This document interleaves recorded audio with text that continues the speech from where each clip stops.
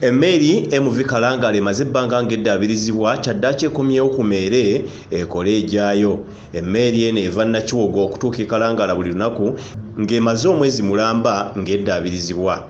Abakulira kampuni eddukanya emmeeri eno bagamba nti kati emmeeri eno eri kawerette ng'abasaabaze baddembe okugikozesa awatali buzibu. Omwogezi wa National Oil Distributors kampuni eddukanya emmeeri zombi nga bw'oziraba emabega wange, MV Kalangala ne MV Nodil. Leero MV Kalangala ezzeemu okukola era tusuubira okusaabaza abantu baffe mu Easter.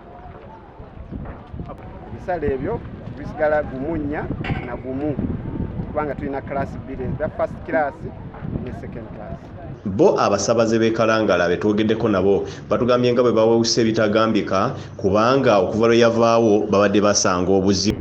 Tuli basanyufu nnyo kubanga entambula ebadde etukositinga nnyo nga batutwalira wakati w'emitwalo 2.3 naye kati eno emmeeri bwekomyewo tuli basanyufu kubanga nga abakolera e Kalangala eno batusaba omutwalo gumu.